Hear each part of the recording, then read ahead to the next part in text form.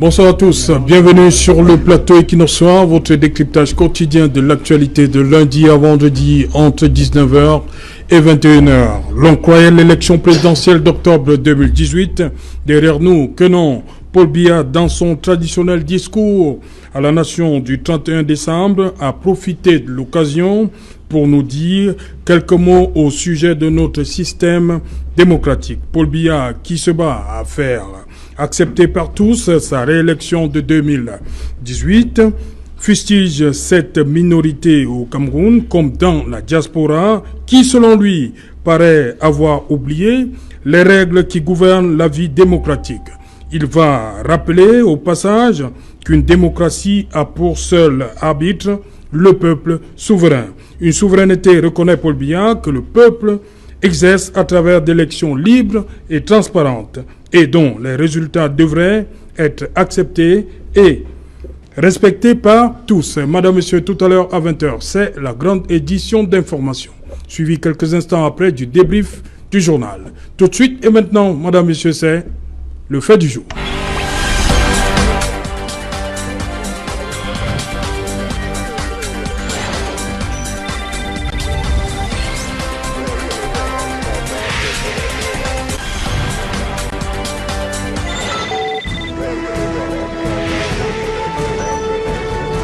Discours à la nation, Paul Biya et le système démocratique. Pour en parler, je suis en plateau ce soir avec Serge Aimé Bikoy. Bonsoir Serge Aimé. Bonsoir Serge Aléoutou et bonne heureuse année 2020.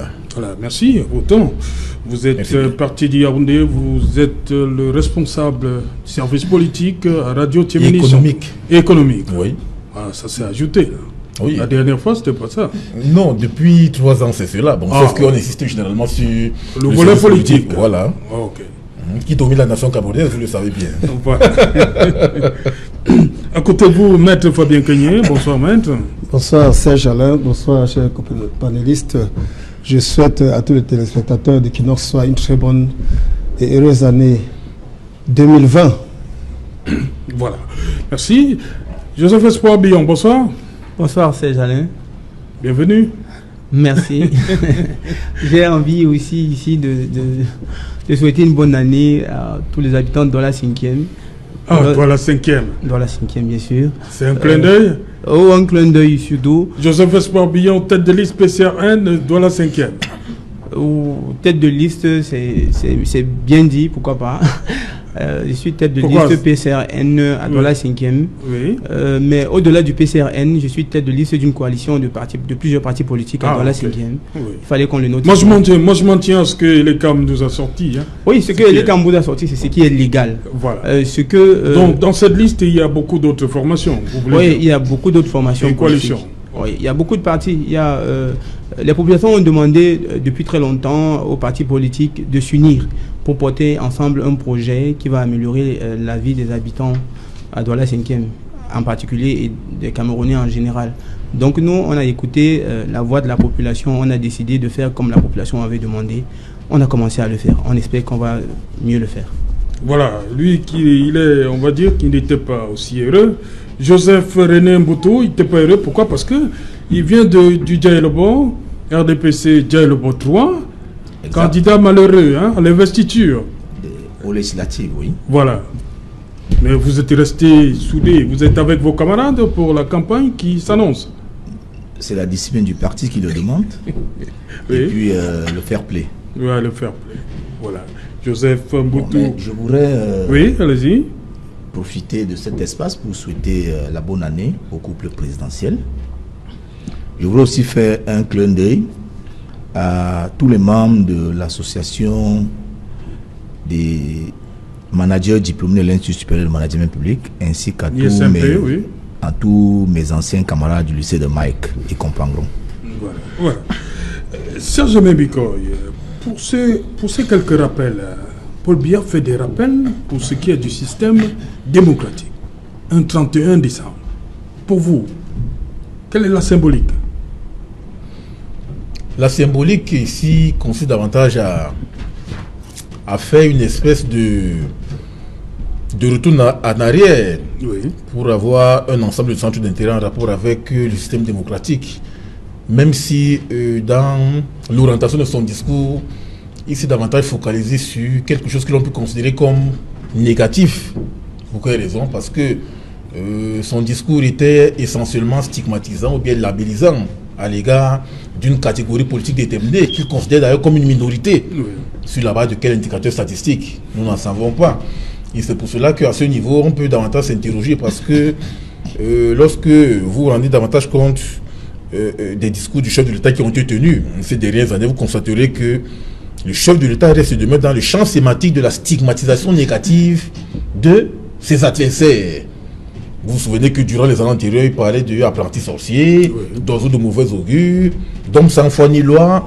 On dit une minorité au Cameroun, et aujourd'hui, comme dans la diaspora. Aujourd'hui, il parle d'une minorité, il parle de la diaspora, il parle... Vous savez, lorsque vous jetez un regard sur ce discours, vous constaterez qu'il parle certes des acteurs à l'interne, la minorité qui n'a pas systématiquement nommé, mais on sait véritablement qu'il fait référence au MFC. Ouais. Lorsqu'il parle également des membres de la diaspora, il s'agit de la brigade anti-Sardina, ne nous cachons pas. Et ça montre véritablement que le discours n'est pas systématiquement manifeste ou bien avéré de manière que l'on puisse davantage cribler de balles, tel acteur ou bien tel autre. Mais les non-dits de ce discours nous permettent davantage de savoir à qui faire référence, notamment à ces différents acteurs. Et c'est pour cela que vous constaterez qu'il y a une stigmatisation négative de ces acteurs-là, de manière à pouvoir leur faire comprendre qu'ils ne sont pas véritablement en train de respecter les règles démocratiques. Ça, c'est suivant l'imaginaire politique du chef de l'État. Et c'est pour cela qu'à ce niveau, on peut davantage avoir à s'interroger. Est-ce qu'aujourd'hui, le champ politique n'est constitué que du LDPC qui devrait davantage évoluer avec ses catégories, avec ses représentations, avec ses aspirations et avec ses imaginaires? Moi, je pense que le champ politique est un champ de lutte qui est symbolique à travers les discours, à travers le jeu des idéologies, à travers le jeu d'un ensemble de projets de société que chacun peut relever. Mais si aujourd'hui on veut davantage caporaliser le champ politique pour estimer que c'est le seul maître qu'est le RDPC, ça pose un problème. Et c'est pour cela que ce discours est essentiellement critiquable. Parce qu'en réalité, on ne peut pas se focaliser sur un discours qui vise davantage à stigmatiser négativement les adversaires.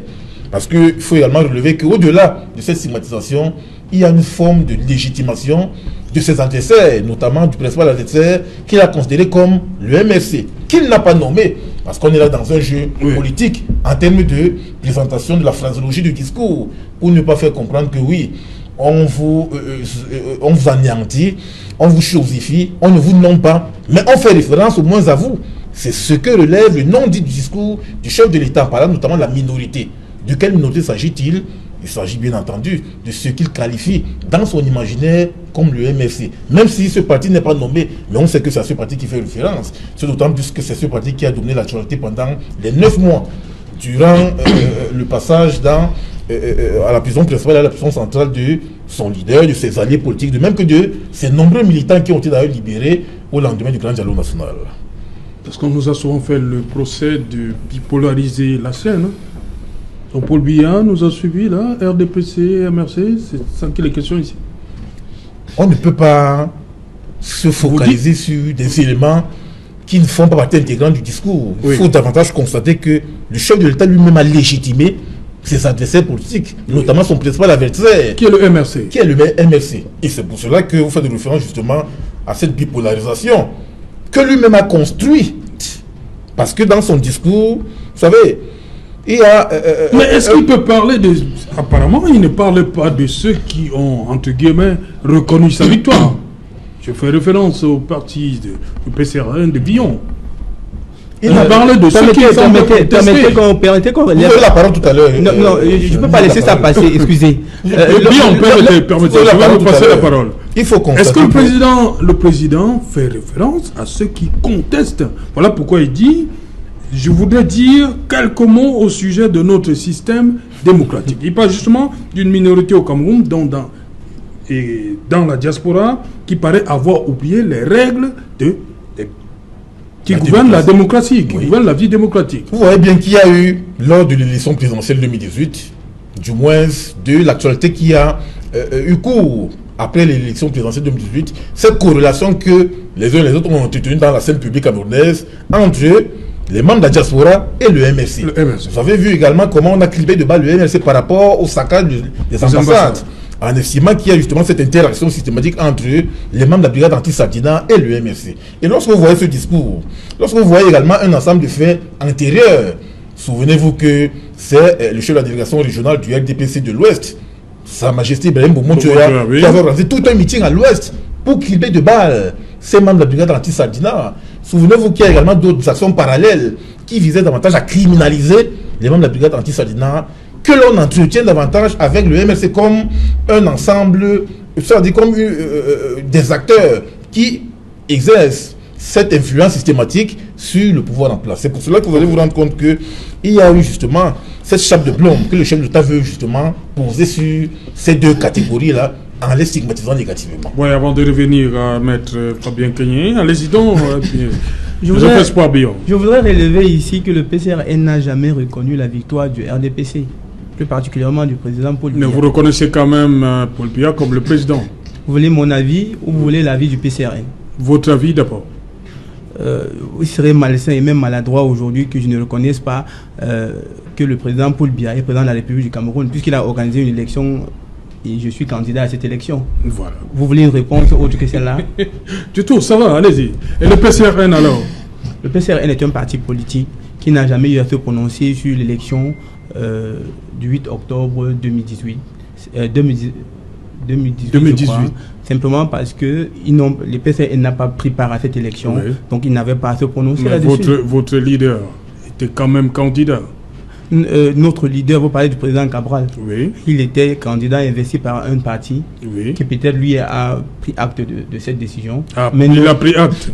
Je ne parle pas d'un parti auquel j'ai jamais été, même pas sympathisant, il faut le reconnaître ici. Oui. Je n'ai jamais été sympathisant du parti Univers, donc je ne peux pas parler en leur nom ici.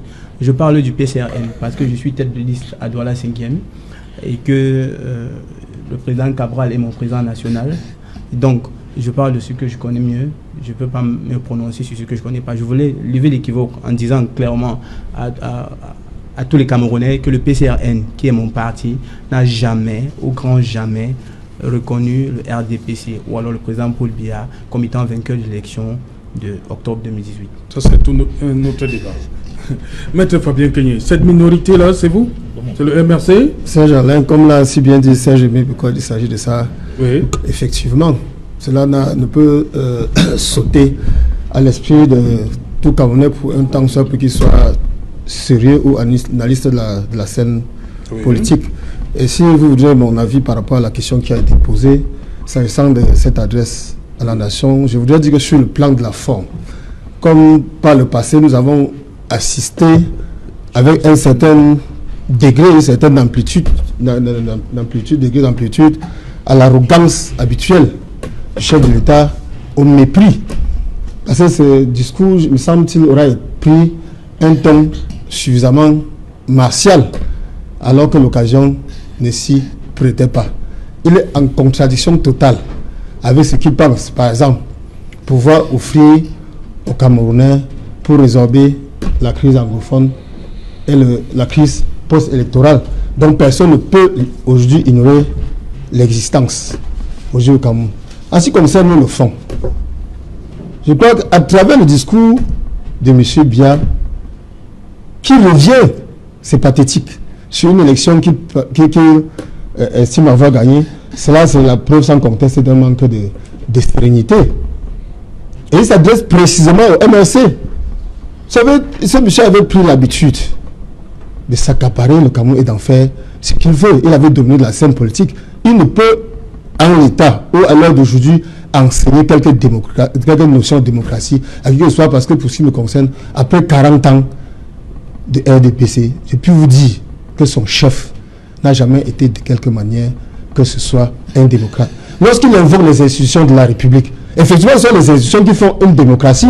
En matière de démocratie, on parle d'institutions indépendantes. On parle de l'exécutif qui est totalement déconnecté du législatif ainsi que du pouvoir judiciaire. Vous avez constaté à la faveur du contentieux électoral qui a été élevé par le MRC que la justice camerounaise aura montré sa face hideuse de l'injustice totale pour embêcher sur le pouvoir législatif. Qu'est-ce que nous avons constaté en fin d'année? une assemblée générale extraordinaire convoquée par le chef de l'État sans aucun ordre du jour et tenue par l'Assemblée nationale. Le président dit justement qu'après l'examen d'éventuels recours, cette présidentielle, que les résultats devraient être respectés et acceptés par tous. Vous m'avez tout à l'heure convoqué l'indépendance, l'existence d'un pouvoir judiciaire dans une démocratie. Est-ce qu'en l'État, nous pouvons dire avec certitude, ou avec la même moindre bribe de certitude, que nous avons un pouvoir judiciaire indépendant au Cameroun? Nous avons assisté à un contentieux électoral devant la Cour constitutionnelle qui, malgré toutes les preuves qui ont été fournies de ce que ces élections étaient le résultat de la fraude, est quand même passé en force. Déjà même un conseil constitutionnel constitué pour la majorité des membres ou anciens membres du RDPC. Cela n'échappe à personne. Peut-on parler donc d'un recours? Peut-on parler donc d'une décision qui est sortie de cette institution comme une décision acceptable par tous? C'est de ça qu'il est question. Nous n'avons pas un pouvoir judiciaire indépendant dans notre pays. Et c'est ça qui est la meilleure garantie. La justice indépendante qui est la meilleure garantie d'une démocratie. Dans toutes les nations, dans tous les États qui se disent démocrates. Parce que c'est ce système judiciaire, la justice qui permet de réguler, comprenez, la société, ou le pouvoir entre l'exécutif, le législatif et toute la société. Lorsque le pouvoir judiciaire n'est pas indépendant, on ne peut rien en tirer. Et vous aurez constaté que le chef d'État a passé tout le temps dans son discours à s'intéresser au MRC. Parce que soit dit en passant, il faut que cela soit dit et su aujourd'hui. Et le chef d'État le sait lui-même. Non, pas tout le discours, maître Fabien Kenyé, pas tout le discours. Il le sait. Il ne peut plus aujourd'hui faire ça le MRC. La dernière partie est consacrée, comme vous le dites, au système. Il a appelé ça le système démocratique. Si vous y voyez le MRC, il y a la diaspora aussi. Il a parlé d'une minorité. Et ça, si vous me permettez, et ça ressemble à la diaspora. Il y a des faits qui ne trompent pas. Je peux vous dire que pendant que nous sommes assis ici devant cette chaîne, il y a des citoyens, il y a des critères objectifs à travers lesquels on peut savoir si vous avez une chaîne de télévision suivie ou pas. N'est-ce pas? Lorsque le MSC fait son discours, vous aurez les points de vue. Lorsque la CATV, par exemple, qui est votre concurrent, fait une émission semblable à la vôtre, vous constatez à travers le dimanche, vous pouvez savoir qui est derrière vous. C'est la même manière qu'à travers les réseaux sociaux, à travers la télévision, on n'a pas besoin de magie pour savoir que Paul est un président illégitime et qui ne gouverne plus ce pays. La machine du RDPC est grippée, il faut qu'il nous laisse tranquille. Après 40 ans, déjà, je crois que le candidat Toumiki l'avait dit, après 80 ans, on s'occupe plutôt des douleurs qu'on a sur son corps que de l'administration de qui que ce soit. Ils disent que le monsieur est rayé depuis longtemps. Il faut que la RDPC nous excuse. Ils sont devenus un cancer social qu'on ne peut plus guérir. Joseph René Mboutou, vous venez de suivre. Ça vous amuse? Je suis très amusé parce que des 3 premiers intervenants, c'est le même discours, il n'y a pas variation. Vous aurez pu inviter une seule personne que cela aurait suffi. Parce que quand j'ai entendu... Non, vous allez pas mettre Serge Aimé Bikoy. Aimé Bikoy, quand j'ai suivi que Serge Aimé Bikoy était un journaliste politique, on ne l'a pas présenté sous une chapelle politique quelconque. J'ai eu espoir qu'enfin, sur ce plateau, il y aura un peu d'équilibre. Mais aussitôt qu'il a pris la parole, j'ai compris que c'était la même dictature qu'ils essayent de faire au peuple camerounais. C'est l'expression populaire. Et je suis vraiment étonné, je me demande même pourquoi les inviter souvent tous à la fois. Parce qu'ils prennent un temps de parole inutile, puisque ce que M. Bikoy a dit, c'est ce que Fabien Kenyé a dit. Et c'est exactement la même chose qui tourne dans la tête de M. Comment ça? Il ne s'est pas encore exprimé, il a voulu juste recadrer. Hein. Je suis... vous voyez, c'est un peu amusant. D'abord, donnez votre point de vue. Je crois que le MRC...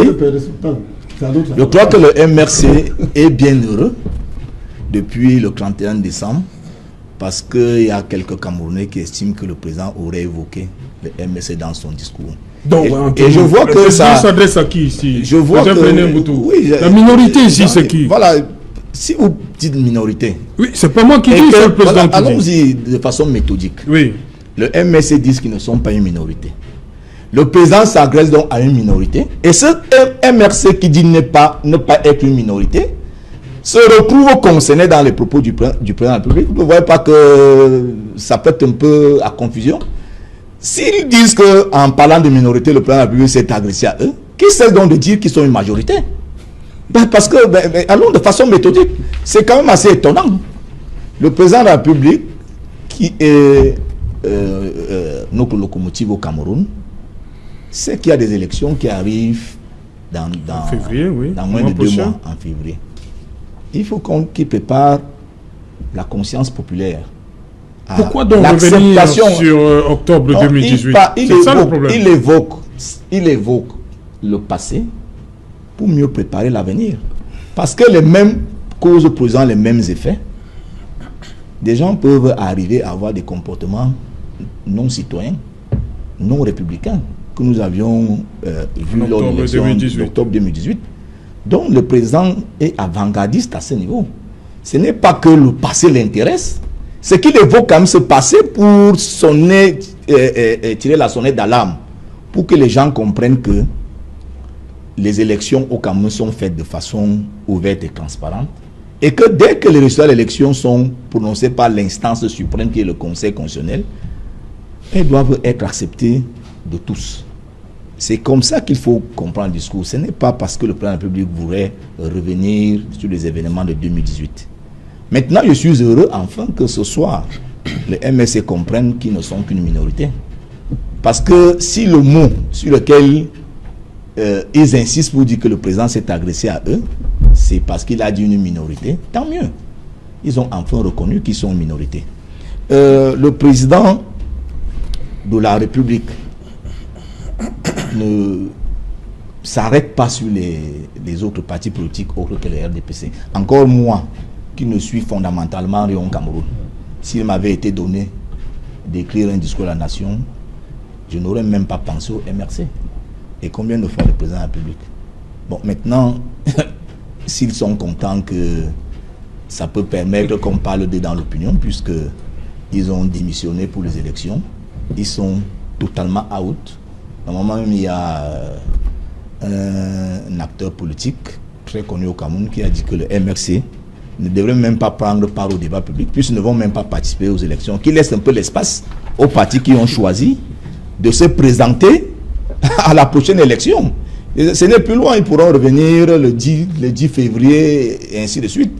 Maintenant, comme ils savent qu'ils ne sont pas à l'élection, et je suis sûr que c'est une décision qui est très regrettée dans cette formation politique aujourd'hui, ils n'y sont pas, ils s'accrochent sur les moindres indices, les moindres choses qui peuvent faire en sorte qu'on parle du MRC. Vraiment, nous, au RDPC, nous sommes en train de travailler parce que le 9, ce n'est plus loin.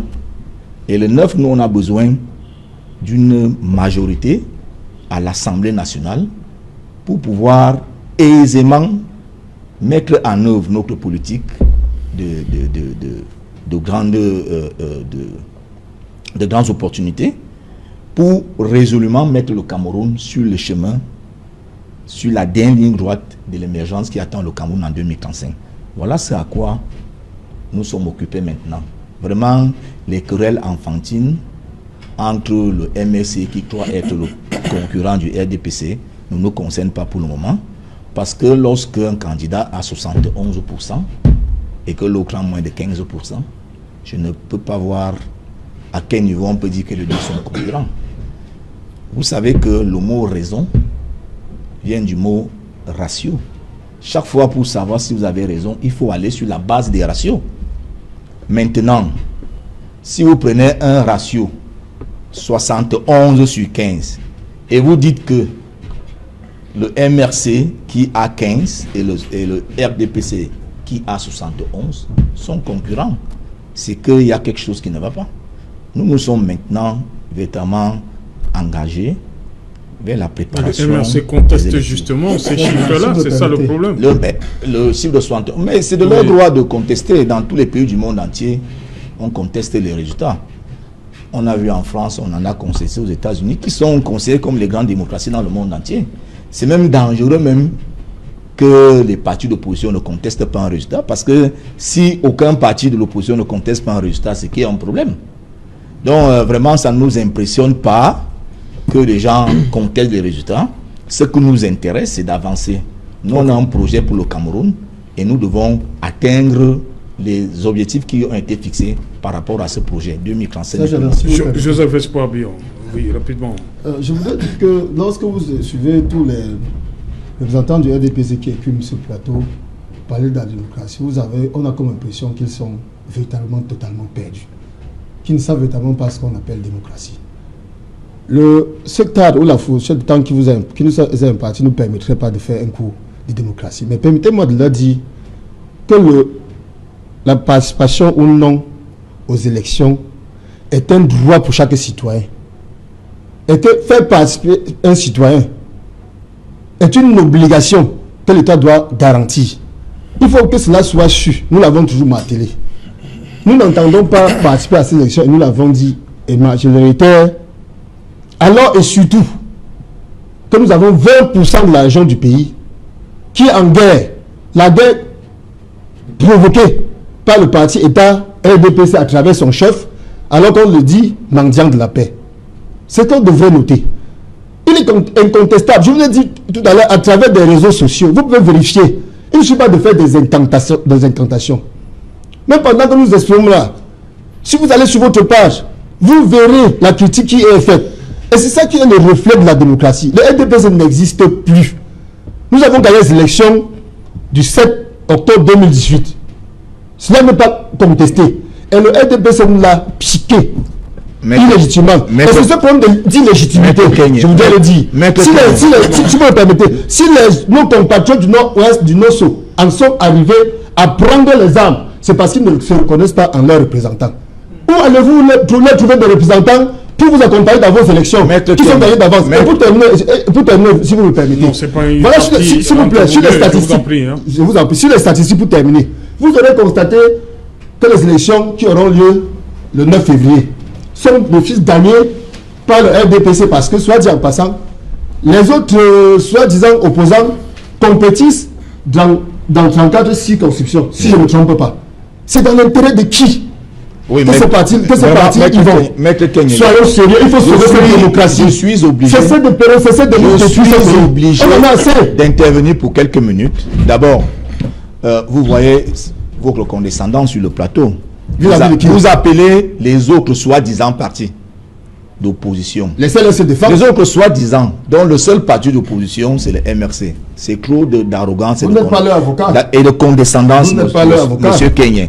Je voudrais vous rappeler un détail que vous semblez oublier. Le RDPC actuellement est le parti au pouvoir. Les responsables du RDPC sont occupés à gouverner le pays. Les responsables du RDPC sont occupés à pousser le Cameroun vers l'émergence. Au RDPC, on n'a pas le temps d'écumer les réseaux sociaux. On n'a pas le temps de faire des suivis et du suivisme inutile. Nous sommes occupés maintenant à gouverner le pays et le pays est bien gouverné, monsieur. Ça se voit. Joseph Espoir Billon, je t'en prie. Joseph Espoir Billon, justement, dans, on va le dire, le cours de Paul Biya, pour ce qui est du système démocratique, il parle du peuple qui doit s'exprimer à travers d'élections libres et transparentes et dont les résultats devraient être acceptés par tous. Est-ce que pour vous, ce qui s'est passé en 2018, on peut parler d'élections libres et transparentes? Je voudrais me limiter dans le discours du président de la République. Oui, justement, il le dit dans son discours. Je voudrais dire ici que le président de la République lui-même s'interroge en se demandant, est-il nécessaire de rappeler qu'une démocratie a pour seul arbitre le peuple souverain? Le peuple souverain, oui. Posons-nous la question. Qu'est-ce qu'un peuple souverain? Un peuple souverain, c'est ce peuple-là qui a le pouvoir de décider qu'ils vont marcher, ils marchent. C'est une question. Un peuple souverain, c'est un peuple qui peut estimer que ton système électoral n'est pas bon et décide de le changer. Ça, c'est une question. Un peuple souverain, c'est un peuple qui a la capacité de demander que les choses changent et ça change. Si la réponse est oui, alors le Cameroun a un peuple souverain. Allez tirer les conclusions vous-même. Moi, j'ai envie de dire ici, je n'ai rien contre le RDPC. Au contraire, pour moi, le RDPC a permis au Cameroun d'être ce qu'il est aujourd'hui. Il faudra qu'on prouve le contraire. Maintenant, si ce qu'il est aujourd'hui est bien, tant mieux, allez tirer vos conclusions. Si ce qu'il est aujourd'hui est mal, allez tirer vos conclusions. Moi, j'ai juste envie de dire ici que le président Paul Biya a fait un discours de fin d'année comme chaque année. Sauf que cette année particulièrement, il a pensé à une minorité, que lui, cela définit les critères. une minorité au Cameroun et dans la diaspora qui n'accepte pas le jeu démocratique tel que défini par lui. Lorsque celui-ci, par exemple la minorité, je répète les mots du président de la République, lorsque celui-ci s'est prononcé à travers les élections libres et transparentes, le peuple souverain, lorsqu'il s'est prononcé à travers les élections libres et transparentes, les élections du 8 octobre 2018 étaient vraiment libres et transparentes. C'est ça ma question. Je vais arriver justement à la réponse de votre question. Je vais vous dire, au Cameroun, nous avons des institutions. Lorsque on décide de participer à un jeu, on accepte les règles de jeu d'avance. Oui. Sinon, on ne participe pas. Au jour d'aujourd'hui, le MRC est un bon exemple. Ils ont estimé que les règles de jeu n'étaient pas bonnes et ils ont décidé de ne pas y participer. En 2018, en allant à l'élection présidentielle, ils avaient estimé que les règles de jeu leur arrangeaient et ont décidé de participer. Oui. Donc, au jour d'aujourd'hui, ils ne peuvent s'en prendre qu'à eux-mêmes. Parce qu'on ne peut pas nous dire que nous participons à une élection en connaissant les règles de jeu d'avance. Le Conseil constitutionnel n'avait pas été mis en place après les résultats provisoires des élections. Tout le monde connaissait déjà qui constitue le Conseil électoral. Et même au moment où le MRC va déposer leur requête, ils savaient bien qui sont au Conseil électoral. Et ils connaissent au Conseil constitutionnel autant pour moi. Donc aujourd'hui, vraiment, qu'on aille à l'essentiel, qu'on ne continue pas à s'attarder sur le MRC, estime que le système électoral n'est pas bon ou il est bon. Allons à l'essentiel. Est-ce que le système électoral est bon? Ils ont estimé cette fois-ci que ce n'est pas bon. Ils ne sont pas allés à l'élection. À l'élection présidentielle, ils avaient estimé que le système électoral Cameroun leur convenait, les arrangeait suffisamment. Ils ont participé à ce jeu en respectant les règles de jeu. Vraiment qu'ils prennent acte de ce qui a été dit, qu'ils respectent les institutions, qu'on avance. Parce que le Cameroun a besoin d'avancer. On a besoin de construire les routes à Douala 5e parce qu'Abedi, c'est grave. Maître Fabien qui connaît très bien. Permettez que je continue. Je vous cite à témoin parce qu'au-delà de ce plateau, nous sommes des amis, c'est vrai, non? Bien entendu, je ne comprends pas. Je veux qu'on dise ici. De soi-disant parti permettez. Je n'ai pas besoin d'être défendu. Je n'ai pas besoin d'être défendu. Je n'ai pas besoin d'être défendu ici.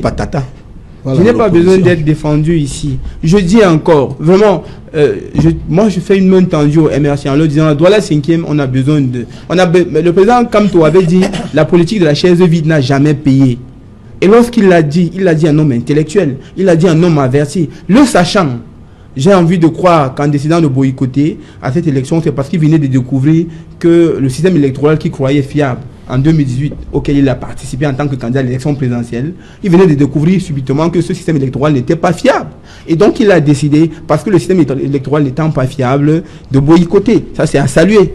Maintenant, aller au-delà de ça et se poser la question si le Cameroun est un État démocratique, je veux vous prendre la définition du président de la République et vous dire, M. Serge Alain Autou, si dans ce pays, le peuple souverain peut décider de manière souveraine, de dire que c'est trop, on ne veut plus faire ça, alors notre pays est démocratique. D'après la définition du président de la République, permettez-moi de chuter ici en disant une chose. Le PCRN, qui est le Parti camerounais pour la réconciliation nationale, a pour seul objectif de réconcilier les Camerounais avec eux-mêmes.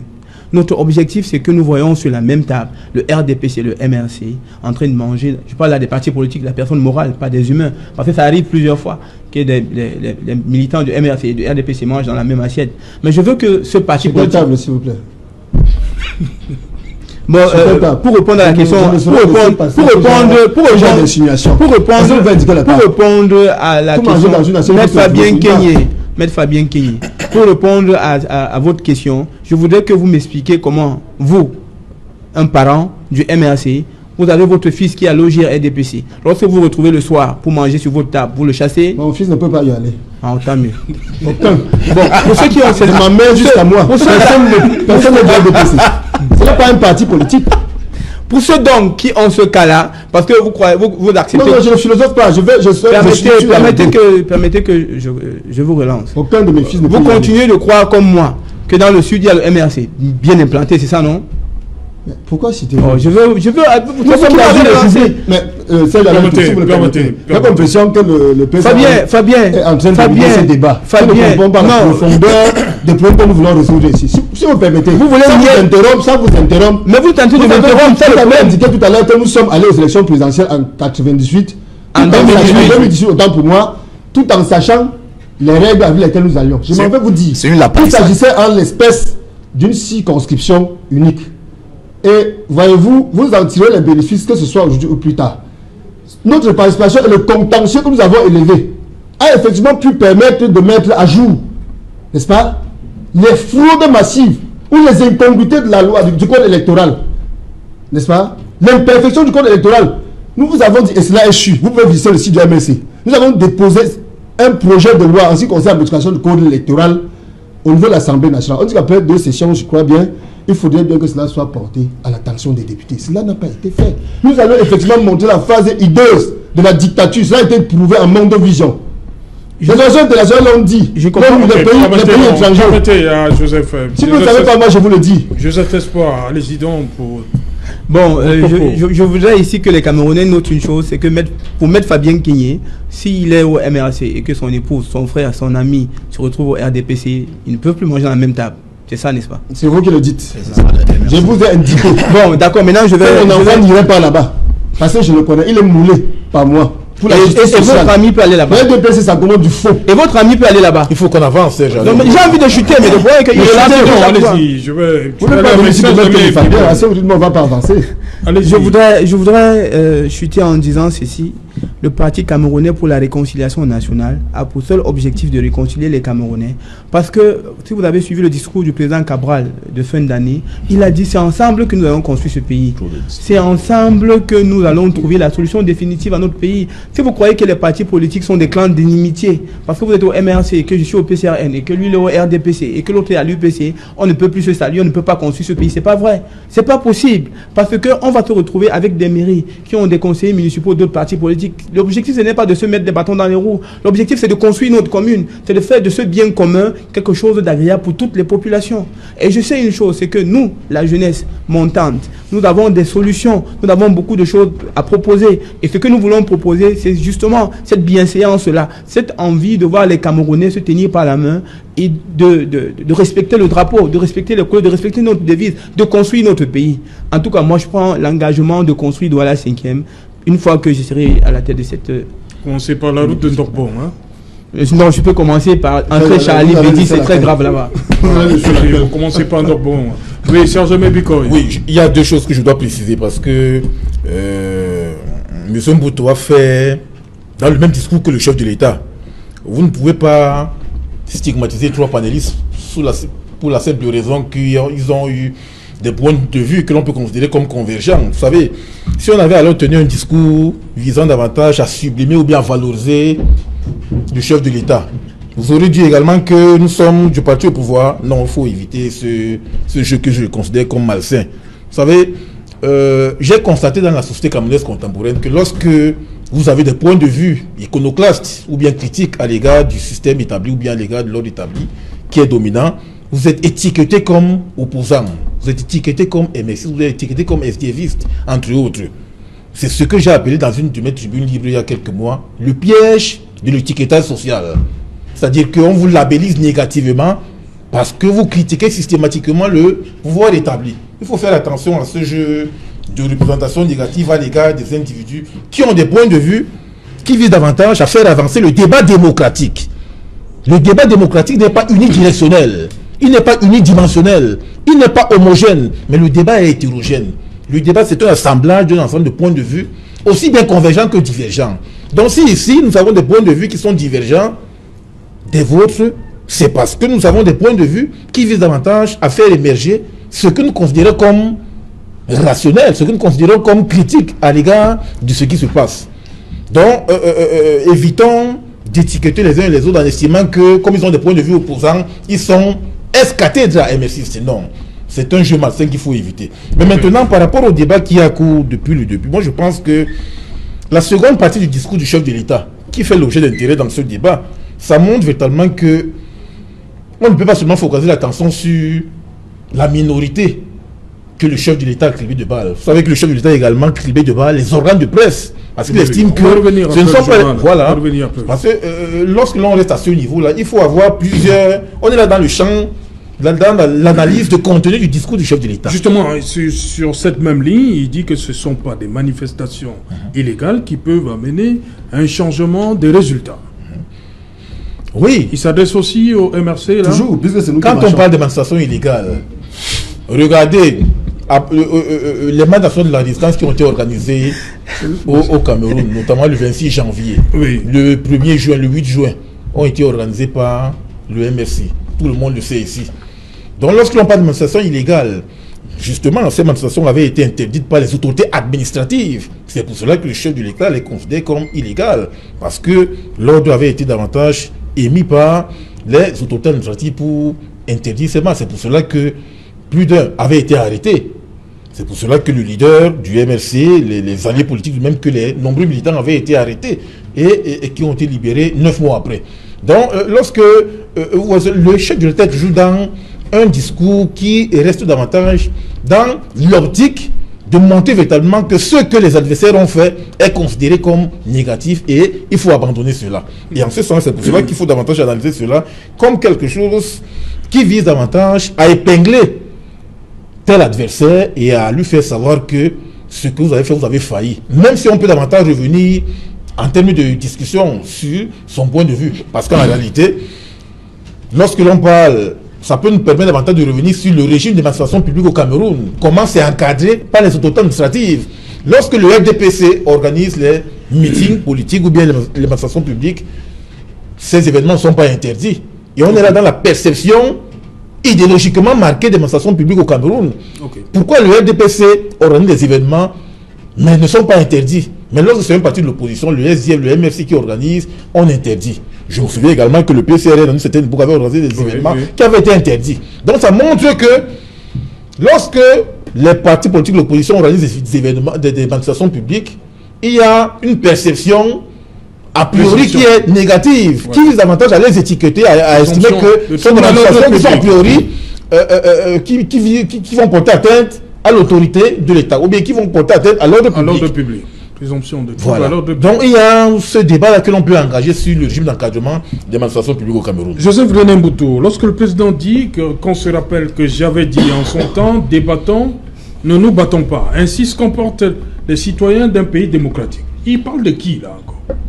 Il parle des Camerounais qui ont l'état d'esprit de maître Kenyen, qui estime que lui, son fils, sa tante, son grand-père ne peuvent jamais être du RDPC. C'est pour des gens comme ça que le président de la République s'agresse. Mais débattons, ne nous battons pas. Vraiment, il estime qu'il ne peut plus jamais partager un repas avec quelqu'un du RDPC. Et d'ailleurs, son arrogance ne s'arrête même pas seulement au RDPC. Il appelle les autres partis les patati patata. Vous voyez? Et c'est ça qui est versé dans l'opinion actuellement. Leur ancien partenaire avec lequel ils étaient en prison les a d'ailleurs qualifiés de talibans. Qui ça? Celui de... Vous ne connaissez plus son nom? C'est votre allié peut-être? C'était votre allié, peut-être qu'il n'est plus. Il les a d'ailleurs qualifiés de talibans. Quand on vous dit qu'on vous êtes des talibans, je n'ai pas envie de m'étendre davantage. Alors nous appelons les talibans à cesser de se battre. Qu'ils viennent sur les plateaux, on combat on discute, on débat dans la sérénité. Regardez comment il est fâché, il est nerveux. Si j'étais à côté de lui, peut-être il m'aurait dit, ah, sinon un coup de poing. Viens t'asseoir là, tu vas voir. Et c'est pour ça que le président a des gens comme ça que le président de la République s'agresse. Et vraiment, il ne faut pas que cela soit amusant. Il faut que cela soit véritablement pris au sérieux. J'espère qu'il faut qu'il y ait de la fraternité, de la confraternité entre les Camerounais, quel que soit leur bord politique. Et le président de la République invite donc les Camerounais à débattre au lieu de combattre. Parce que le président de la République s'est toujours inscrit dans la trajectoire d'un mendiant de la paix.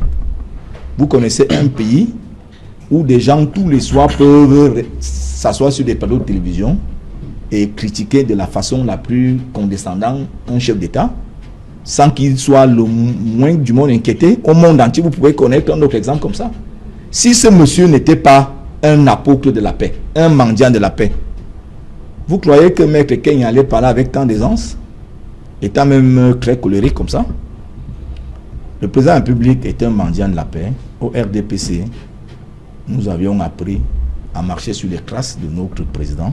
Nous sommes des mendiants de la paix et nous demandons à nos frères du MRC et des autres partis politiques de venir qu'on s'asseye, qu'on discute pour résoudre les problèmes du Cameroun. C'est à ça que le discours du président de la République renvoie. Et puis, pour terminer, je voudrais dire que le président de la République, quand il fait un discours à la nation, il reste sur le plan macro. Il ne peut, vraiment, s'il fallait qu'il s'y intéresse de façon micro aux partis politiques, aux individus, son discours durerait une semaine. Alors, un chef d'État qui parle sur le plan macro, il s'adresse à tous les Camerounais, il parle du Cameroun dans son ensemble, et que les gens trouvent quand même des failles pour dire que le président de la République a parlé de nous. C'est vrai que ce n'est pas tous les jours que le président Paul-Biya s'adresse aux gens. Ça fait plaisir, mais moi je voudrais inviter mes amis du RDPC à être moins enthousiastes à ce niveau. Du RDPC ou du MRC, à être moins enthousiaste à ce niveau. Maître Fabien Kenya, débattons, ne nous battons pas. Débattons, ne nous battons pas. Ainsi se comportent les citoyens d'un pays démocratique. Je dois vous dire que je crois que c'est un homologue aujourd'hui décédé du président en exercice qui avait dit si vous voulez les beaux discours, allez un peu vers le nord ou vers le sud. Débattons, ne combattons pas. Sur le terrain, ne nous battons pas. Ne nous battons pas. Sur le terrain, à quoi faisons-nous face? Vous aurez constaté que depuis la dernière élection présidentielle, aucun militant du MRC, qui que ce soit, n'a cassé le moindre verre. Mais pour s'être seulement exprimé conformément aux traités et conventions internationales, aux textes de loi qui régissent les manifestations et réunions publiques, nous avons été charcutés, matraqués, jetés en prison pour hostilité envers la République. Si cela ne met pas le RDPC, ce n'est pas un problème. Ils ont un autre agenda. Donc, nous ne devons pas recevoir ce discours comme sincère de M. Paul-Biya. Si on en vient aux manifestations publiques, dont il ne voudrait plus qu'elles soient illégales, j'espère que vous avez encore en mémoire les manifestations qui ont été prévues pour avoir lieu à Ebolova, régulièrement déclarées à tel endroit précis, à telle heure précise. Le RDPC a pris sur lui d'organiser son meeting dans les mêmes circonstances. Plutôt que de lui dire, Serge Alain, que les circonstances-là ont déjà été appropriées par le MRC. On a interdit notre meeting. Plus récemment, ici à Douala, je crois que c'est avant la convocation du corps électoral, précisément un meeting du MRC était prévu pour avoir lieu au petit terrain. Nous avons régulièrement notifié cette manifestation au sous-préfet de Douala 5e. Qu'est-ce qu'il nous a répondu? Que nous n'avions pas un contrat sur ce terrain et qu'en raison de passation de services entre le sous-préfet et entrant, ce meeting ne pouvait pas avoir lieu. Dans l'intervalle, la passation a eu lieu. Nous avons produit le contrat. Je vais vous dire, quand je parlais tout à l'heure de l'indépendance de la justice, nous avons attaqué l'acte d'interdiction du sous-préfet. Qu'est-ce qui nous a été dit au niveau de la justice? Voyez-vous? Nous avons été déboutés. J'ai vu le procureur Napaté nous dire qu'il n'y peut rien, il a les instructions de sa hiérarchie. Dans quel pays nous trouvons-nous? À qui veut-on donner des leçons de démocratie? Okay. Et le RDPC est dans son déni de la démocratie totale. Voilà. C'est dans leur ADN, ils ne peuvent pas changer. Permettez à Joseph Bion de dire quelque chose. Je regrette ici sur ce plateau. Permettez à Bion. Je regrette sur ce plateau que le MRC prenne la quasi-totalité de notre temps. Il y a tellement de partis politiques au Cameroun. On a Je ne pense pas. Attaquez-vous au RDPC, pas à nous. Vous les avez traités de patati patata. C'est vous qui le dites. Et vous n'avez pas le défendre. Je voudrais parler du PCAN, mieux encore. Je voudrais parler de la démocratie dans notre pays. Ok, ce sera dans le journal. Il y a un... Ce sera après le journal, je vous en prie. Madame, monsieur, le temps d'aller à la rencontre de Nadine Yambou. Comme tous les vendredis, elle est là. Nadine Yambou, les titres du 20h. Bonsoir. Bonsoir Serge Alain Autou, bonsoir à vos invités. Ce soir, nous ferons le point sur la célébration des fêtes de fin d'année dans les régions en crise au Cameroun, notamment les régions du nord-ouest et du sud-ouest où les attaques des bandes armées ont pratiquement gâché la célébration le jour du Nouvel An. Il faut également préciser qu'à Yaoundé, 5 personnes ont perdu la vie durant la nuit de la transition vers la nouvelle année. Et dans cette mouvance, le gouverneur de la région de l'Ouest Cameroun qui a donc dressé un bilan sombre de l'année 2019 dans la région de l'Ouest. Il a notamment évoqué l'accident de Baham qui a coûté la vie à plus d'une vingtaine de personnes, la catastrophe de Ngouaché ou encore les difficultés dans la gestion des déplacés internes de la crise anglophone. Nous ferons le point au journal de 20h et évoquons justement cette crise anglophone. Le réseau des défenseurs des droits humains en Afrique dénonce l'usage excessif de la force dans la résolution de la crise anglophone. L'ONG estime que le chef de l'État, en privilégiant cette option, a tout simplement avoué l'incapacité du gouvernement à pouvoir résoudre cette crise dans les régions du nord-ouest et du sud-ouest. Voilà, madame et monsieur, fin de cette première partie Equinox Soir. On se retrouve après le journal de Nadine Yambou pour Equinox Soir, deuxième partie, le temps du débrief. Ce sera toujours en compagnie de nos 4 invités. Passe tout de suite dans madame, monsieur, aux 20h de Nadine Yambou.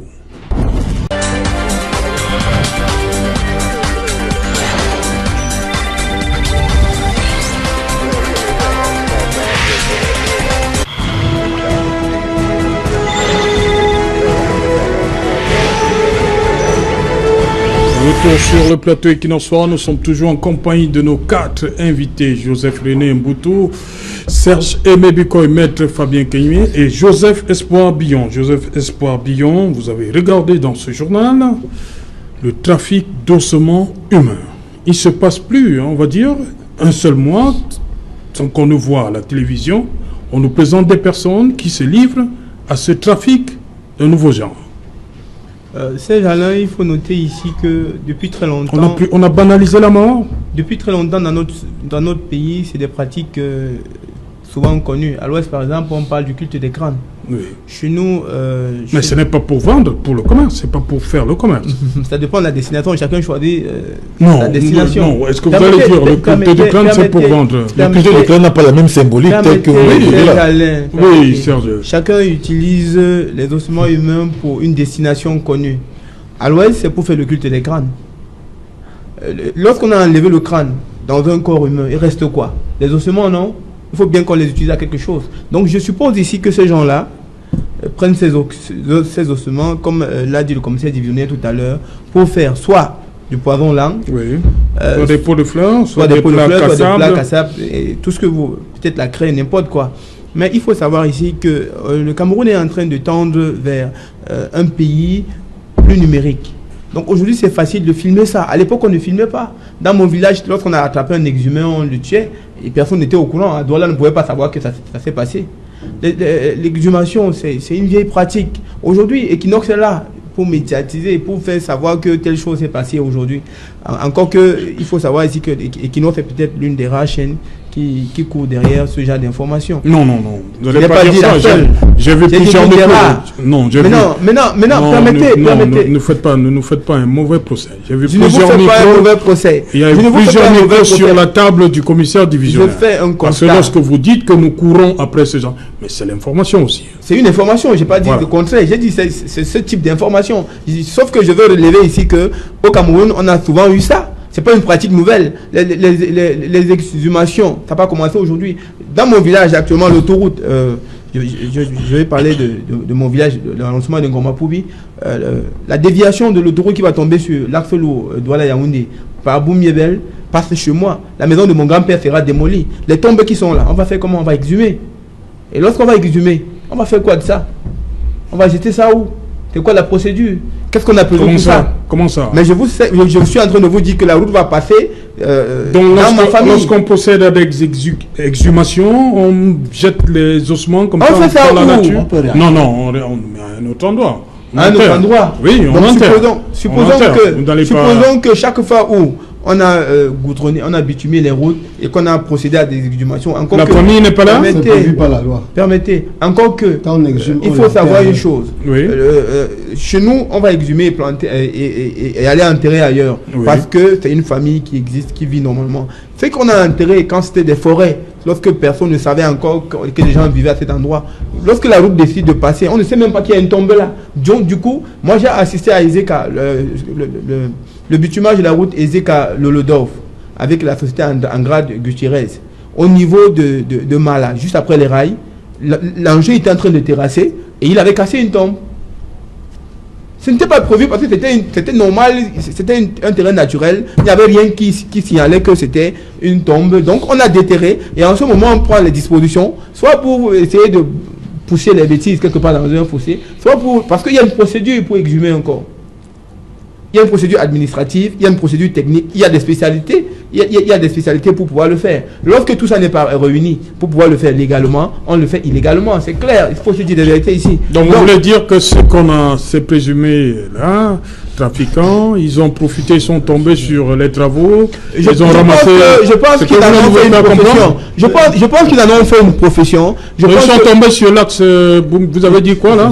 Non, cette route a été goudronnée en 98, je crois. Oui. Donc ils ne pouvaient pas tomber en... Mais là, c'est des, on va dire, ça, des c'est professionnels. récent. Ça, c'est récent. Je pense que ceux-ci, donc, en ont fait une profession pour... Donc ils n'attendent pas qu'on bitume une route pour... Là-bas, c'est un cas à part. Mais je voudrais faire remarquer ici, à l'opinion nationale, qu'au Cameroun, plus particulièrement, national et international, parce qu'il faut dire qu'ils ont fait suivi dans tout le monde entier, que des pratiques comme ce qu'on venait de voir au journal là, ne sont pas propres à une zone particulière. Ça se passe dans le centre, dans le littoral, dans l'ouest. Il suffit que le malfrat se retrouve à une zone. Ces mêmes gens, prenez-les, mettez-les à l'ouest, ils feront pareil. Donc, c'est des bandits, c'est des gens mal intentionnés. Maintenant, on ne va pas encourager ça. On va dire, il ne faut pas seulement se limiter à celui qui a posé l'action, il faut regarder le destinataire. Parce que ces eaux-là, si on ne les achète pas, ces gens seront découragés, n'auront pas envie de faire. Il n'y a pas de demande. Justement. Et s'ils continuent de le faire, c'est parce qu'effectivement, il y a des gens qui, chaque jour, en demandent. Et tant que les gens vont continuer à demander, effectivement, nous aurons des brigands comme ceux-ci qui vont aller chercher ces eaux. Maître Fabien Kenyi, quel regard vous portez sur cette recrudescence de ce phénomène? Ça, là, je crois qu'il faut rester dans le strict cadre du trafic de sommes humains, Oui. qui procède par ailleurs de la profanation Oui. des tombes. Oui. Cela Et ils l'ont dit, c'est leur mot, ils ont cela leur est mot interdit d'opératoire. par la loi. Et il faudrait dire que sur le plan social, cela dénote de la perte d'un certain nombre de valeurs. C'est-à-dire que l'être humain n'a plus de considération. Et cela va recrudescendre. Il faut le dire pour le décrire. Je pense qu'on ne devrait pas en dire plus. Si vous devez un peu extrapoler par rapport à la réaction de M. Bion, je dois... Ah, vous voulez réagir par rapport au culte des crânes? Que ce n'est pas naïveté. En ce qui concerne le culte des crânes, cela est effectivement ancré dans certaines régions de l'Ouest. Cela fait partie de leur culture qu'on peut opposer. Et on voit la même chose, me semble-t-il, dans la culture chrétienne. Vous aurez constaté que parfois, même dans l'église catholique, il y a les reliques des papes, il y a des sangs et autres, qu'on fait voir parfois par le public. Donc, il ne faut pas fustiger cette culture-là. Moi-même, j'en fais partie. Je suis africaniste. Vous voulez dire, je n'ai pas fustigé la culture. Je n'ai pas fustigé la culture. Par naïveté, peut-être vous n'avez pas mesuré ce que vous avez dit. Moi, j'ai dit que je le tolère par votre naïveté. Vous louez sa naïveté, c'est ça? Je voudrais dire que je tolère sa naïveté, mais cela fait partie d'une culture qu'il faut, parce qu'il ne le sait pas. Il s'agit d'une culture. Il s'agit purement et simplement d'une culture qui existe depuis la nuit des siècles et des siècles, que personne n'a le droit de condamner. Puisque bien que la loi interdise la profanation des tombes, n'est-ce pas, cela est toléré. Ok. Voyez-vous. Joseph René Mboutou, un phénomène qu'on a décrit à Saint-Mélimont aussi. Oui, parce que à Saint-Mélimont, nous avions du respect pour les morts. Oui. Nous avions du respect pour les morts. Nous avions de la crainte pour les morts. D'ailleurs, quand j'étais jeune, dès que un membre de la famille décédait, j'étais pris de peur. Nous avions peur des cadavres. chez nous, assemblement, nous ne pouvons même pas déterrer les crânes. Parce que nous trouvons ça comme une abomination. Ça ne veut pas dire que nous condamnons ce que les autres font. Dans notre culture, nous, on ne peut pas déterrer les corps. Et par conséquent, il est assez difficile d'accepter donc de vivre dans un environnement avec des gens qui font des trafics d'ossements humains. Lorsque vous vivez de façon cordiale dans un vivre ensemble total avec des peuples qui viennent vous trouver sur place, il y a des choses, des pratiques importées chez vous que vous ne pouvez pas tolérer. Chez nous, on a une très très grande distance vis-à-vis des corps. D'ailleurs, si je n'étais pas parti de mon Dieu au natal, je n'aurais jamais su que des gens peuvent se livrer à de telles pratiques. C'est effectivement les effets des médias, de la télévision qui me met en relève, en contact avec ce genre de pratiques. Et c'est pourquoi je vais dire que nous savons, enfin, de façon prosaïque, que c'est des pratiques qui sont très courantes chez les peuples des Bassa. Il semble que les Bassa font des rites spécifiques lorsqu'ils enterrent leur corps pour qu'on ne vienne pas les emporter, les déterrer. Et je peux aussi penser que les populations de l'Ouest étant donc habituées à vivre avec des ossements humains, notamment les crânes, peuvent aussi avoir la facilité de manipulation de ces ossements humains parce qu'ils y sont habitués, à être en contact. Mais chez nous, c'est quelque chose de totalement inimaginable. Ok, et Serge Mebikoy, sur... maintenant, je suis avec le sociologue que vous êtes. Une chose est sûre, est-ce qu'on a désacralisé le mort à travers de telles pratiques? Oui, quand nous voyons le circuit du trafic des ossements humains, on se rend davantage compte que la mort est désacralisée. Autrement dit, elle est banalisée. On n'a plus cette perception symbolique du mort qui était considérée comme une catégorie à laquelle on doit attribuer une certaine symbolique déterminée dans l'anthropologie culturelle. C'est pour cela que tout à l'heure, là, il faudrait davantage différencier le trafic des ossements humains qui se passe de façon normale. On faisait référence tout à l'heure, on parlait tout à l'heure du culture des crânes, qui dans l'anthropologie culturelle a une symbolique déterminée. Est-ce que là on doit parler de trafic? Non, là on ne doit pas parler du trafic. C'est pour cela qu'il faut justement créer ce distinguo-là entre ce qui relevait tout à l'heure, qui relève d'une symbolique déterminée dans l'anthropologie culturelle, pour considérer que le culture des crânes relève d'une fonctionnalité dans l'anthropologie culturelle de l'Ouest Cameroun, par exemple. Parce qu'on est même là dans la religion, la sociologie, la religiosité de l'Ouest Cameroun, qu'il faut davantage présenter. Parce qu'il y a une fonctionnalité que l'on peut davantage déterminer à travers l'attribution des pouvoirs magico-mystiques au crâne. Maintenant, ce qui se déroule aujourd'hui en termes de criminalité dans les zones urbaines, au niveau du trafic des ossements humains... Ça devient purement une activité lucrative. Oui, ça devient même... On rentre là dans l'industrie du trafic des ossements humains. Parce qu'il y a plusieurs catégories d'acteurs. Vous avez les pourvoyeurs, vous avez les destinataires, vous avez les commerçants, vous avez ceux qui participent justement dans cette trajectoire-là. Je vais vous faire référence à l'ouvrage qu'avait produit il y a quelques années Séverin Cécile Abega de regretter mémoire, Martin Louga et Babila Moutia, qui avait produit un ouvrage portant sur les trajectoires d'accumulation, de trafic et de marchandage des ossements humains dans le nord-ouest, dans le sud-ouest, dans l'ouest et de même que dans la région du centre, pour montrer les différentes comparaisons que l'on peut établir entre ces 4 régions où il y a justement ce phénomène du trafic des ossements humains. Et c'est là où on s'est rendu compte que ce phénomène n'a pas seulement des déterminants internes, mais ça a également des déterminants externes. Parce qu'on rentre là dans le jeu de ceux qui captent les ossements humains, les vendent, les insèrent dans un circuit de marchandage. Et vous allez vous rendre compte qu'il y a des personnalités insoupçonnées qui se cachent derrière ce phénomène.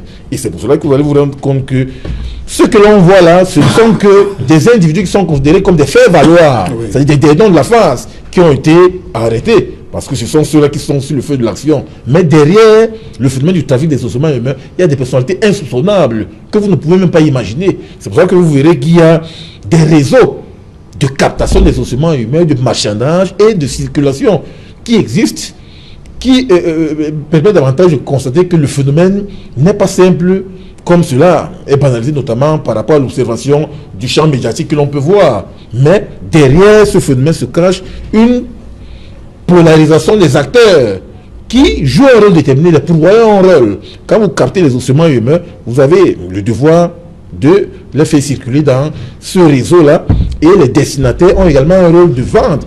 Lorsque vous rentrez justement dans cette chaîne-là, vous verrez que chacun a un rôle déterminé. On rentre là dans la fonctionnalisation du trafic des ossements humains, dont chacun représente justement une catégorie déterminée. Et si l'on mène des enquêtes approfondies, vous verrez que derrière ces acteurs qui ont été arrêtés se cachent d'autres réseaux qu'il faut démanteler. Généralement, les enquêtes s'arrêtent au niveau du fait spectaculaire qui est montré là par les médias. Il faut maintenant aller en profondeur pour chercher à savoir qui est derrière ce réseau, qui vend les ossements humains à qui et pour quelle destination, pour quel enjeu dans le circuit de la trajectoire de la circulation de ces ossements humains. Serge Bikoy, vous gardez la parole. Tantôt, le chef de l'État dit également, ce ne sont ni les réseaux sociaux, ni tel ou tel organe qui peuvent changer les résultats. Vous voulez en parler en première partie? Allez-y donc. Tout à fait. Et là, je constate à ce niveau que le chef de l'État est resté également dans la dimension de ne pas spécifier ceux à qui il fait justement référence. Comment ça? Il voulait parler de qui? Vous savez, ce ne sont pas les réseaux sociaux, ce ne sont pas des organes de presse qui peuvent changer les résultats. Vous savez que dans le jeu de la médiatisation d'un ensemble de faits, il y a des journaux qui sont étiquetés comme des journaux d'opposition. Il y a des journaux qui sont étiquetés comme des journaux qui militent en faveur de l'idéologie gouvernante ou bien qui sont pro-gouvernementaux. Et lorsque l'on jette un regard sur cela, ça nous permet également de réfléchir pour débusquer le non-dit de ce type de discours. Lorsque l'on parle des organes de presse, on fait référence à qui? À Equinox Télévision, à la radio Siantou, au journal Le Jour, entre autres. Equinox Télévision? Equinox Télévision et radio, oui. Le Jour, la radio Siantou, le Messager, entre eux. Bref, des journaux qui sont étiquetés comme des journaux qui ont une coloration opposante. Une coloration du militantisme opposant par rapport à la perception des informations qui véhiculent au quotidien, par rapport au traitement informatif qui est véhiculé par ces médias. Vous savez, il faut entrer dans le jeu du dévoilement de ce qui se cache derrière de telles idées révélées par les chefs de l'État qui ne sont pas concrètes. Parce que si on rentre dans l'étiquetage de tel but de tel autre, ça va poser un problème. Il faut donc rester boursouflé, superficiel, brumeux. Mais maintenant, à nous, les analystes, de pouvoir démanteler quel est cet organe de presse que le chef de l'État étiquette notamment dans ce discours en estimant que ce n'est pas cet organe de presse qui a la capacité de publier les résultats. Et c'est là où on rentre dans ce jeu-là pour lui faire comprendre que, en fait, on s'adresse à tel et à tel autre. Joseph René Boutou, vous partagez le point de vue de Serge Bikoy? Les organes qu'il a cités. Le président faisait référence à ces organes-là? Il y a quand même quelque chose qui reste vrai dans ce qu'il a dit, mais qui ne voudrait pas non plus dire que le président de la République a indexé ses organes de presse, parce qu'il est clairement établi que Equinox Télévision est un organe de presse qui peut changer le résultat d'une élection? Non, ils ne peuvent pas. Mais pourquoi Mais il est clairement établi qu'Equinox Télévision est du côté de l'opposition camerounaise. Comment ça? Mais c'est établi. La preuve, je suis seul contre 3 personnes. C'est ça l'élément? Non, c'est un indicateur déjà. Ah, vous voulez qu'il y ait 3 éléments du RDPC? Non, pas 3 éléments du RDPC. Vraiment un élément du RDPC, un élément de... Mais vous avez 11%. Un élément de l'opposition, un élément de la société civile. Lui, il est venu en tant que membre de la société civile. Vous n'allez pas le mettre dans l'opposition. Il est journaliste. Mais son discours a été totalement le même que le discours de M. Kenya du MRC. Ils ont dit, non, je n'ai pas dit que vous êtes opposant, j'ai dit que vous avez le même discours. Maintenant, vous pouvez tirer les conclusions que vous voulez. Vous avez le même discours. Voilà. Et vous n'avez pas un discours d'un membre de la société civile. Parce qu'à vous entendre parler, on vous croirait même que c'est un président d'un parti politique qui parle. La société civile parle comment? Voilà, un parti politique de l'opposition qui parle. Je précise donc. Voilà. Donc, le président de la République, je vous ai dit tout à l'heure, que lorsqu'il s'adresse à la nation, il parle de façon macro. Maintenant, si des gens peuvent chercher à se reconnaître là et penser que le président de la République peut descendre à la dimension d'un organe de presse, moi je pense que cela relève du simple fantasme. Le président de la République parle de façon générale, globale, générique. Parce qu'il y a plusieurs organes de presse qui écrivent des papiers, qui font des papiers, qui vont dans le sens de contester les résultats d'une élection, qui donnent la parole de façon avec autorité à des personnes qui contestent les résultats d'une élection. Et le président de la République, chaque fois qu'il le dit, ce n'est pas qu'il veut indexer un journal, c'est qu'il attire l'attention de tous ceux qui ont les organes de presse qui pourront en créer dans les jours à venir. Quel est le comportement citoyen d'un promoteur d'une entreprise de presse doit avoir? Je pense qu'une entreprise... Donner la parole seulement aux... Pas donner la parole, ne pas amener les instigateurs du trouble à l'ordre public d'avoir droit de parole. Il faut que des gens respectent les institutions camerounaises. Il faut que des gens respectent les lois et règlements du Cameroun. Il faut que les gens respectent la constitution camerounaise. Maintenant, donner la parole à ceux qui s'écartent de la norme, c'est les encourager dans leur position non républicaine. Et le président de la République en perd. Conseil, parce qu'il faut prendre ça dans le sens des conseils. Conseil dont les promoteurs de ces organes de presse à rester citoyens. Conseil les promoteurs de ces organes de presse à faire du journalisme de développement. Voilà, de façon un peu ramassée, ce que je peux dire de la vision de ces paroles du président de la République. Maître Fabien Kenya. Serge Alain, vous avez là face à vous quelqu'un qui est en dehors de son temps. Lorsque le président de la République fustigie certains médias et les réseaux sociaux, je crois qu'il ne mesure pas à l'heure d'aujourd'hui l'influence que les réseaux sociaux ou les médias peuvent avoir sur tout événement de la société. Nous ne perdons pas de vue que les médias ou les journalistes en fait sont considérés comme le quatrième pouvoir.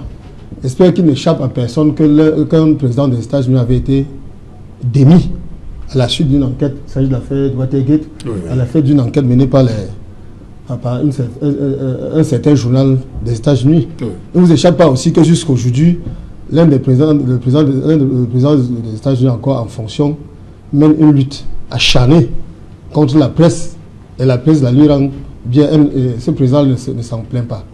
Voyez-vous, après les élections de 2018, une certaine frange de la population, surtout les perdants du RDPC, puisqu'ils nous ont volé, piqué notre élection que nous avons vraiment gagné, ont qualifié notre brillantissime professeur Maurice Kamto, le président élu du président des réseaux sociaux. Curieusement, quelques mois plus tard, nous avons constaté le perdant dans les réseaux sociaux en train de commencer à chuter. Ils nous y ont retrouvés, mais trop tard. Donc il s'agit là d'un discours de quelqu'un qui est totalement déconnecté de son temps. Non, vous voulez dire que le président ne tweetait pas avant l'élection? D'ailleurs, il a annoncé sa candidature par un tweet. S'il vous plaît. Non, je voudrais... Mais nous avions dévancé. Même vous du RDPC, vous nous avez retrouvés. Les faits sont têtus. Je voudrais vous dire, il a annoncé sa candidature par un tweet. S'il vous plaît, monsieur Zé. Non, vous avez dit que c'est parce qu'il a volé votre élection qu'il a commencé à tweeter. Il a annoncé sa candidature par un tweet. 48. Et puis, ce qui est intéressant ici, c'est que je suis venu, tout comme vous, M. Kenyé, comme M. Bikoé et comme M. Bilon, pour commenter le discours du président de la République. Voilà. Si on m'avait invité ici pour commenter le discours d'un autre Camerounais qui se réclamerait président, je n'allais pas accepter. Ça veut simplement dire que si vous êtes venu, vous, M. Kenyé, commenter le discours de Paul Biya, son excellence Paul Biya, c'est qu'au fond de vous, vous reconnaissez non seulement sa légitimité, mais aussi sa légalité. Sinon, vous aurez dû refuser. Parce que si on m'avait dit, quand le président du MSC Kamto aurait fait un discours le 31, venez pour le commenter, je n'allais pas venir. Même si on me payait 12 mois de salaire. Monsieur Boutouzi, voilà, je suis cohérent dans mes positions. Il ne fallait pas venir. Vous ne pouvez pas venir sur ce plateau, commenter le discours d'un président que vous estimez illégitime. Vous n'êtes pas cohérent, monsieur Kenyé. Je suis désolé. Monsieur Boutouzi, je voudrais vous dire que je m'adresse aux téléspectateurs, n'est-ce pas? Si vous ne le savez pas, qui veut trop prouver ne démontre rien du tout. Comme l'a dit Guy Descartes. Vous voulez trop parler, mais vous ne démontrez rien du tout. Et c'est ça qui vous caractérise. Okay. Je crois que vous êtes en train de faire des louanges à votre créateur. Chez nous, il n'y a pas de créature ni de créateur. Comprenez? Je vous ai dit, et cela est vérifié, que nous avons pris de l'avance sur les médias à travers les réseaux sociaux et les organes de presse. C'est à partir de là que vous pouvez juger de la légitimité. Lorsque votre chef de l'État, lorsque votre créateur a eu à faire un discours très attendu en date du 10 septembre, je voudrais vous faire une comparaison pour que vous compreniez ce qu'on appelle légitimité, ce que peut avoir comme influence les médias, dont votre président ne connaît pas l'importance. Il a tenu un discours le 10 septembre 2019. Il a eu 10 000 vues. Après la sortie de son excellent le président Maurice Kamto, 10 000 vues de sa prison, il a fait le même discours par la... 10 000 le même vues discours projeté ici. 10 000 vues où? À travers Equinox. Il a eu 25 000 vues. 10 000 vues c'est où? des critères objectifs de légitimité. 10 000 vues où à Equinox? C'est des critères objectifs de légitimité. Vous m'interrogez Il a pas. eu 10 000 vues où? Vous ne m'interrogez pas, s'il vous plaît. Equinox? Vous êtes toujours impertinent. Non, mais je c'est pas votre ADN. Vous voulez savoir dites quoi? qu'il a eu 10 000 vues où? Où? À Equinox TV. Je vous l'ai dit. Et le professeur Kamto a eu 25 000 vues. 25 000 vues à Equinox TV. Bon, vous-même. À travers la même chaîne. Faites le parallèle alors. Il a eu combien de vues? Il a eu combien de vues à Vision 4, à Canal 2, à la CIA TV? Vous avez l'art de perturber, de ne jamais comprendre. Et c'est ça qui est votre problème. Et c'est pour ça que toutes les solutions que vous appliquez à toutes les crises sociales ne marchent pas. Parce que vous ne comprenez jamais rien. Vous n'avez pas l'écoute. Tout ce qui importe, c'est ce que vous pouvez dire. C'est pour ça que vous pouvez qualifier tous les autres panélistes qui ont des prises de position contraires aux vôtres d'opposants. Ce n'est pas ça qui s'appelle des méricistes. Il faut bien que vous vous asseyez pour comprendre que le peuple camerounais n'a plus besoin de vous, que votre disque est rayé, votre machine est grippée, elle ne peut plus rien produire. Vous venez dans Equinox faire quoi? Le sociologue a raison de dire que c'est d'Equinox TV que vous parlez. Et il me semble que l'un de vos membres de gouvernement avait dit qu'il pourrait fermer cette chaîne. Cela a été dit. C'est le même discours que propage votre créateur. Soyons sérieux.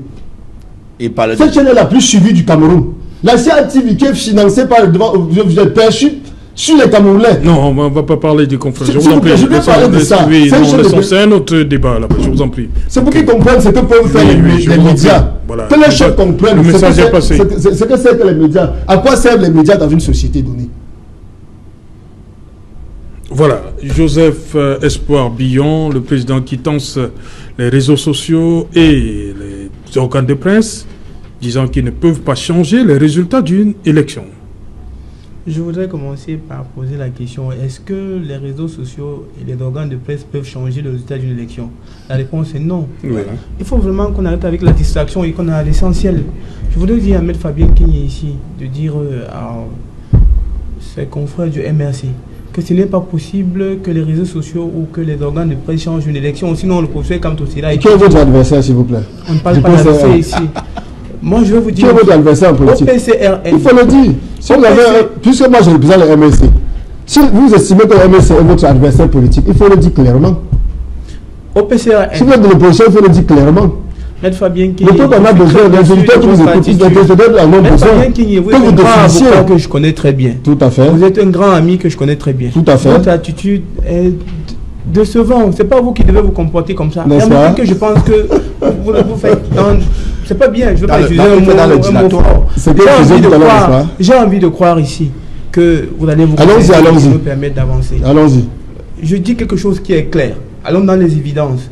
Aucun réseau social, aucun organe de presse au Cameroun n'a eu la capacité de changer le résultat du 8 octobre 2018. Le président Paul Biya est président de la République. Si Facebook, qui a des 5000 vues du président Kamto, avait eu la possibilité de l'amener à Etoudi, aujourd'hui il serait là-bas. Si n'importe quelle chaîne de télévision au monde, même pas France 24, même pas CNN, avait la possibilité de prendre le professeur Kamto et de l'amener à Etoudi, il serait là-bas. Lorsque le président de la République du Cameroun, parce que là on parle du président de la République du Cameroun, mon président, quand on parle du président de la République du Cameroun, il est le président de tous les Camerounais, même de Maître Fabien Kenyé. Et c'est pour ça on ne parle pas là du président du RDPC, il faut faire le distinguo. Si on commande le discours du président Paul Biya ici, on ne commande pas le discours du président du RDPC. On commande le discours du président de la République du Cameroun. Et il faut que les Camerounais apprennent à être républicains. Parce que nous sommes d'abord des Camerounais avant tout. L'appartenance politique est secondaire. Ça n'a rien à voir avec ce qu'on fait ici. Maître Fabien Kenyé, j'attends de vous que vous soyez un homme républicain. Nous estimons que ce président est illégitime. Chaque fois que vous allez m'interpeller, je vais vous répondre. Ce président, nous l'avons estimé illégitime. Parce qu'il résulte d'une fraude. Parce que vous êtes massive. Parce que vous êtes et vous me dites, nous avons été envoyés en prison. Parce que vous êtes l'organe qui régule la légitimité au Cameroun, c'est ça, non? Je vous ai dit. Donc, permettez que je vous dise une chose, et définitivement, le Cameroun... C'est votre adversaire. Il n'est pas en train de vous combattre, mais... Je vais être objectif. Je voulais avancer. Je voulais aller dans deux camps. Je voulais finir avec le MRC représenté par Maître Kenyé sur ce plateau en lui disant: Maître Kenyé, le Cameroun a des institutions. Nous voulons que ces institutions soient améliorées. Nous voulons tendre vers le mieux. Pour le moment, on n'a pas encore atteint la perfection. Maintenant, pour revenir du côté de mon panéliste Joseph René Mboutou, je voudrais lui dire, ça sera malsain, maladroit et même malhonnête qu'il pense que dans un plateau de télévision, il faudrait que l'opposition soit représentée par un représentant et le RDPC en face. En fait, c'est la même condescendance que j'ai décriée face à lui à un autre plateau de télévision en lui disant: mais c'est pas possible. Il faut que le RDPC cesse de penser qu'ils sont le seul parti au Cameroun et que les autres font un parti. C'est cette condescendance qui fait que le MRC qui vous a traité de soi-disant parti d'opposition, pas le RDPC. Ici là tout à l'heure sur ce plateau, vous avez dit que nous sommes 3 contre vous seuls. Ça veut dire qu'au Cameroun, il y a un parti au pouvoir et un parti l'opposition. C'est pas vrai. Une mauvaise extrapolation même, parce qu'on ne peut pas considérer que 3 panélistes sont considérés comme des opposants. Même parti politique. C'est plus merci. Qui est abscon. Vous avez un discours univoque. Merci. Nous sommes arrivés au terme. Merci Joseph Espoir Billon. Je suis désolé de n'avoir pas chuté. Merci Serge Bikoy. Merci Maître Fabien Kenyé. Merci Serge Alain. Voilà, merci. Voilà Joseph René Mboutou. C'est moi qui vous remercie. Bonne chance pour les prochaines investitures dans le dialogue. La prochaine fois, ça sera la bonne. Voilà, vous êtes fair play, madame. Nous sommes arrivés au terme. Merci, nous sommes arrivés au terme. Merci à vous également. Nous sommes donc arrivés au terme de cette édition Equinox Soir du vendredi. Rendez-vous lundi lorsqu'il sera 19h pour un autre numéro. Bonsoir, Bout Macaque.